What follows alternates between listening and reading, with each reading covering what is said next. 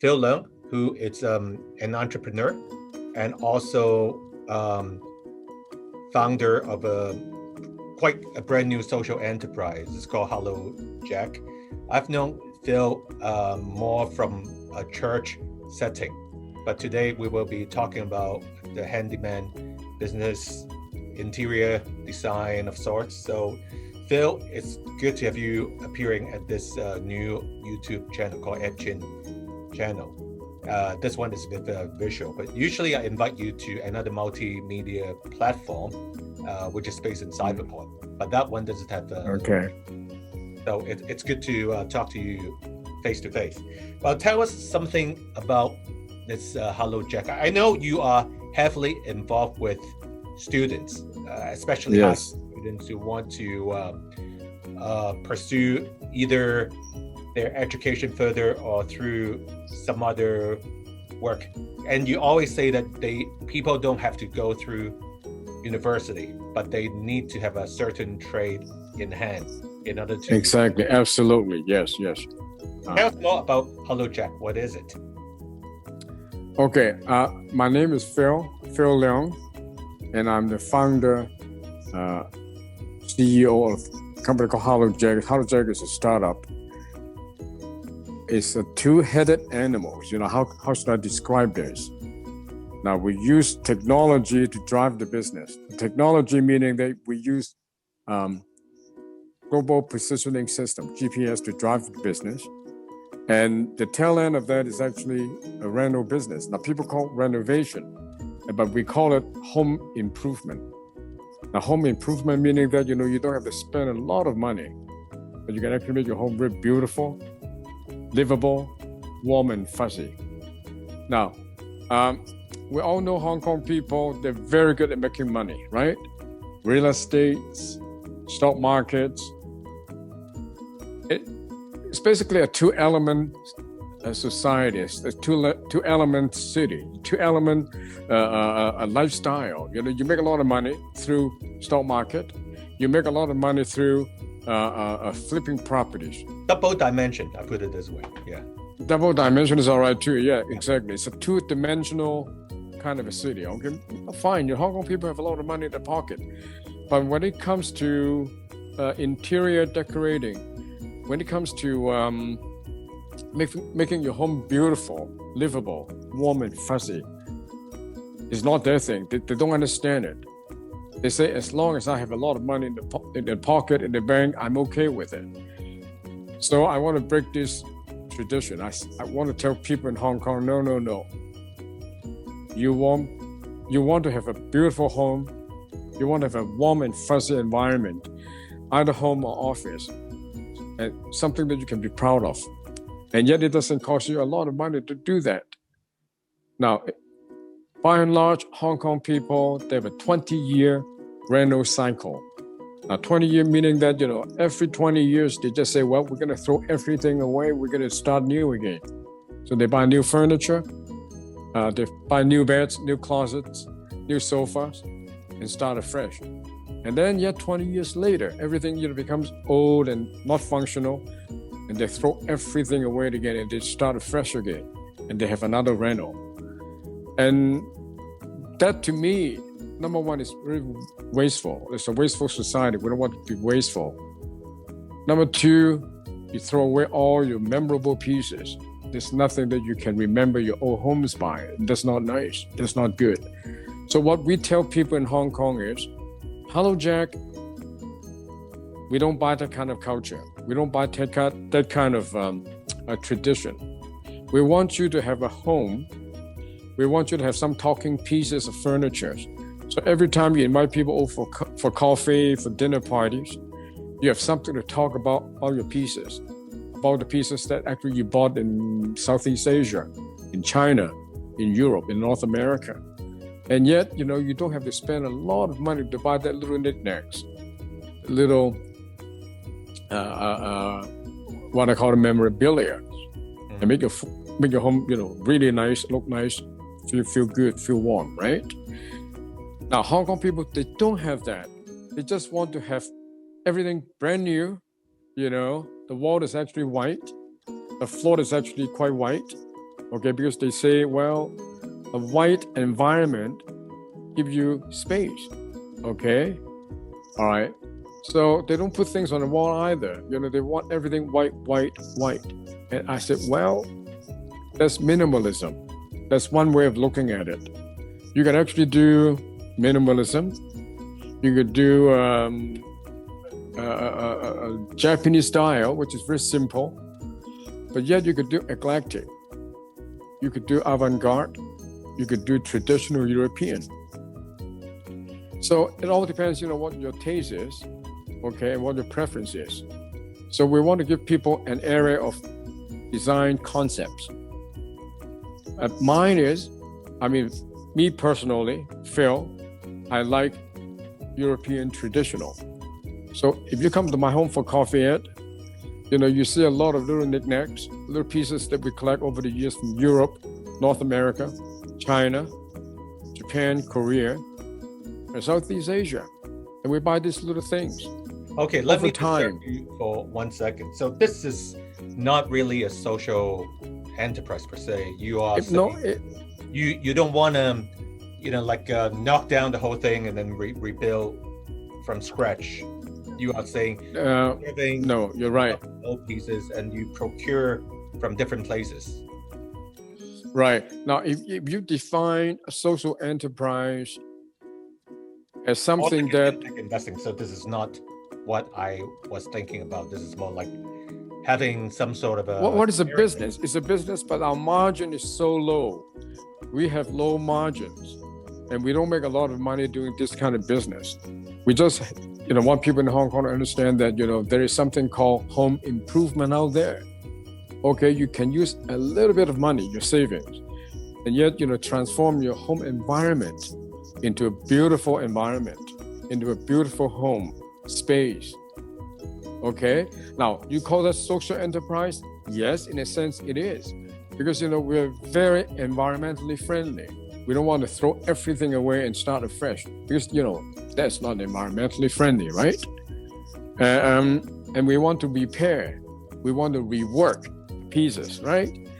Say you have an old chair and an old table. You don't want to throw it away, you want to rework it. You want to find a carpenter to come to your place, fix it up, give him $300, $400 to fix it up, to use it now. Like what do you call that? Yeah, refurbishment, yes. We totally encourage that. If you come to my place, you see we have a lot of old pieces. Now, we have not bought any furniture the last 40, 50 years, believe it or not. We moved our furniture from Hong Kong to Winnipeg, to Vancouver, to Toronto, and a little bit to New York, and then back to Hong Kong again. Last 40, 50 years, we have not bought a single piece of furniture. So I don't know how you define that. Ed, what do you define? How do you define that? What is it? I don't know.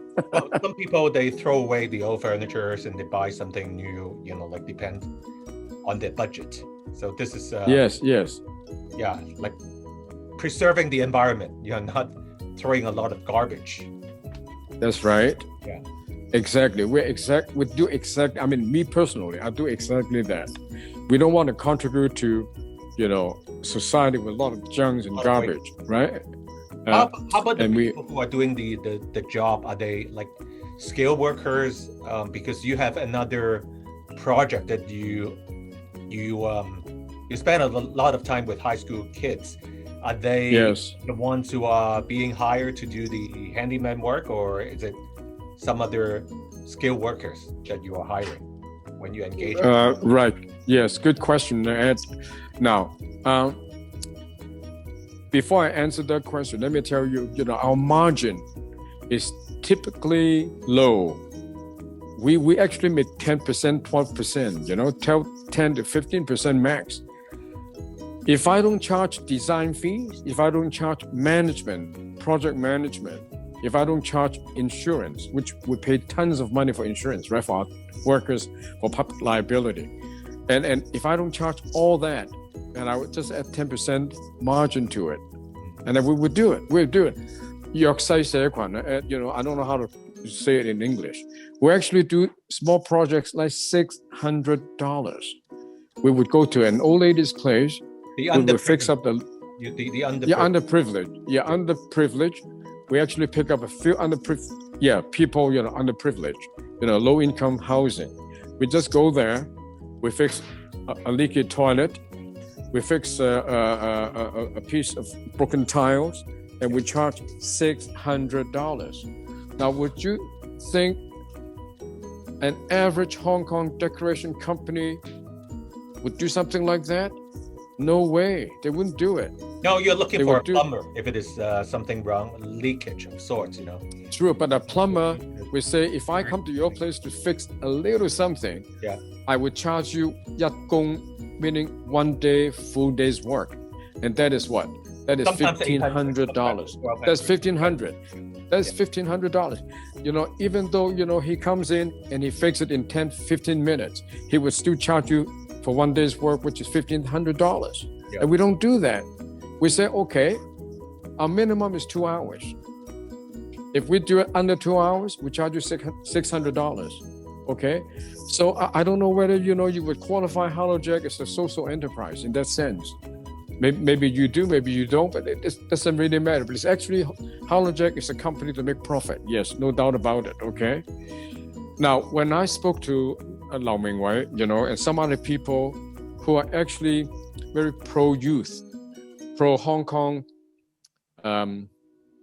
young people, young men and women, we always talk about, when we start a business, a startup, the first thing we should come to mind is that business benefiting the society? Is that business benefiting, like you said, right? Low income housing people, income housing, low income people, underprivileged people, underprivileged families. If the answer is yes, we would do it. If the answer is not, then we wouldn't do it. So HelloJack is one such company. We really want to help people to do whatever they want to do to fix up their place, even though a little bit of things, to jazz up the environment. $600, we would do it. We would do it. So you are not hiring like the high school kids, for instance, who have a special, like a skill set in trade, whether they are plumber or electrician. You are not, right? No. Yeah, now we're coming to answer your second question. We encourage, high school students, right? We wouldn't say, okay, if you don't want to go to university, don't go to university, okay? Not everybody is good for university, right? But I said, if you have a good pair of hands, eyes, and you don't want to go to university, that's okay. Now, university education is not end all and be all, okay? I encourage them to go to VTC, Vocational Technical College, to learn a trade, okay? 中國人講咩啊？搵一門手藝, right? And you just say, okay, I want to be a hairdresser. I want to be a pastry chef. I want to be a car mechanic. I want to be an interior designer. So be it. You could do 泥水, right? Masonry work. You could do woodworking. You want to paste wallpaper on the wall. You want to do carpet on the floor. Yes, go to VTC. Now, these kids... But you don't have those kids who are in the trade yet, right? We have. Well, we do. This is it. We have right now 15 workers now, Ed. 15 workers. All of these people, they don't go to university. They would go through an apprentice system. Okay. Are the young people? Usually young people so far. These are maybe 30, 35. Okay. But they actually they have been in a trade for 15, 20 years, meaning that, they would come out after Form 3 or Form 4, they just drop out, the high school dropout. For a while. So these are not like the skilled workers. No, they have now become skilled. Yeah. Because having been in the trade for 15, 20 years, right? Starting at 16, now they're 35, right? 20 years, they have become skilled workers. But they are, they don't go through mainstream education. What I'm trying to say is, and they don't go to university. They don't even, maybe not even finish high school. That's okay with me. Of course, right? It's okay. Like VTC, they train a lot of good people doing trade, like per se. Yes, exactly. Yes, these are tradesmen. This is what, exactly what you said. Handyman. These are handyman. tradesmen, trades and sub-trades, and we need a lot of these people in Hong Kong. But the trouble is, the important thing is, their parents don't think so. The parents want the kids to go to university. And parents think, hey, my kids, they're not going to become mechanics. They're not going to be hairdressers. They're not going to go out to lay bricks. Okay? I want my kids to go to university. I said, no. Only if they want to go to university to gain an education, to gain knowledge. Fine.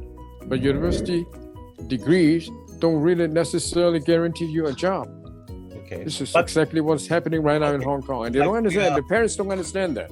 Sure. We are running a little bit over time. We only got 2 more minutes. But so you are saying your small talk circles, which is giving aspiring young students trying to go to like the better universities. That's one thing. And then this Hello Jack, it's of course a different thing. There's exactly. It's totally different things. Yes. So there's no disconnect between these two totally different projects. No. Now, okay. On the surface, it's a total disconnect, because we're actually talking to university students in small talk circles. And on the other hand, this Hello Jack business that I set up is not targeting university graduates. Obviously not. So what I actually tell university students is that you go home and tell your younger sisters and younger brothers, if they don't like to go to universities, they don't have to go. And they rather go that route, being a tradesman, learn a trade. So that is the irony, okay? That's the irony. STC has a different angle, and STC is university. Hello Jack is a total different angle, right? And we have different objective and purpose. Right. Okay. Well, thank you so much, Bill. And you send me a lot of pictures through WhatsApp, and I'm going to include this in our conversation. Thank you so much. Oh, please do. Please do. Have a great day. Well, thanks for inviting me. Thank you.